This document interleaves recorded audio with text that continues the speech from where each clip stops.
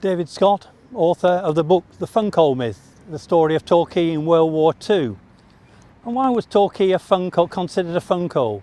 Well, it was all to do with national newspapers who had it in for the town, quite wrongly. They claimed that people hid here from the war, that people didn't pull their weight. It was a funkole, it was a place where they went to escape the worst of the war and the Blitz. And yet Torquay was bombed. 168 people were killed. 11,000 buildings were badly damaged. On top of which we had a lot of 642 air raids. On one of them 21 children were killed. On another many RAF people convalescing at the Palace Hotel were killed. Torquay was no funkole, but once the national newspapers had got it into their heads that Torquay was this sort of place, they wouldn't let go. And it took many years for Torquay to get over this bad reputation it got during the war. So I wrote a book correcting this. It was about time the national newspapers were put in their place.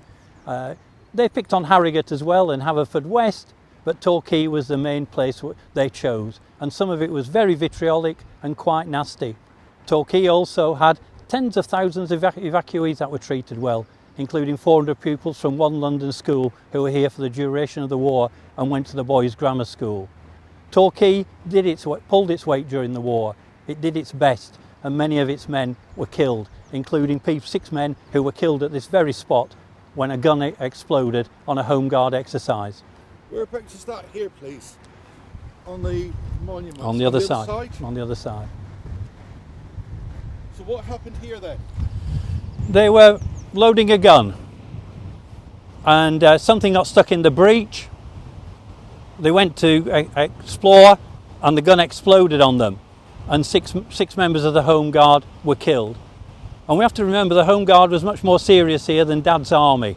There was a real threat of invasion for 3 or 4 years at the start of the war.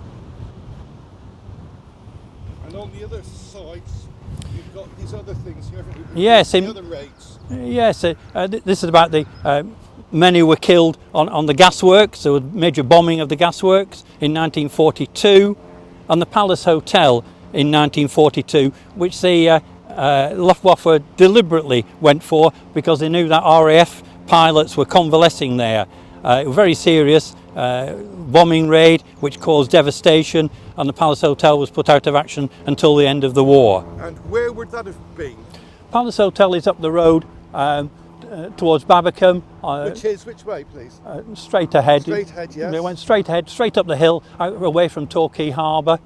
And of course, soon after that, we had tens of thousands, hundreds of thousands of American soldiers, many of them who went to Utah Beach in 1944. And they were billeted all the way around here and left on the slipways immediately ahead. Let's have a look at that, can we? Let's go over there then. Well, you can't. They're the other side of the theatre there, the slipways, right. And that's where they left for Utah Beach on June 5th, 6th. And they were probably glad they didn't go to Omaha Beach, which was the real killing ground. But many of them died that day, and they were well known to local families who they were billeted on and got to know them. And local school children loved the Americans being here because they had chocolate and they had chewing gum. So Torquay did play its part in the war. It trained many RAF personnel who did their initial training here. Its Home Guard was serious. Many men were obviously in the forces, but it was certainly no funkole because the bombing raids, 642 air raids throughout the war, testify to that. Albeit we didn't suffer anywhere near as bad as Plymouth and Exeter, but it still did its whack, did Torquay. And there was a particularly awful incident on a Sunday, wasn't there? Yeah, that was Rogation Sunday, end of May 1943, when the Luftwaffe came flying in over the seas that you can see here in Torquay and bombed St Mary Church. 21 children and 3 adults were killed that afternoon very quickly. They were attending an afternoon Sunday school service. Actually, the minister there was very fortunate. He was in the hall at the time, but he went back to get to the vicarage to get his glasses, and the bomb dropped just as he got to his vicarage door. He was blasted through the door, but he escaped death. Whereas if he'd have been in the hall, he'd have almost certainly been killed. And it was terrible. It was carnage with all those children killed and many of them injured. So as far as we know, the enemy aircraft would have approached from over the sea? Over the sea, straight in across. If you look straight across, that's France. and they would come in at low level. Over here, over our heads. where Over we our are heads, today, yeah. and they'd head towards. They turn towards the right. This is this way. Yeah, and head over there. One of the targets just to the left would be the railway station. All right. Which yes, they that's are, just behind the hotel, yeah, isn't it? which they would go for. But their main bombing raids, it wasn't unknown for them to come and just, with people on the beaches down below, to just strafe, come in quick, hit and run raids, and they would come and strafe people on the beach. People were killed while sunbathing.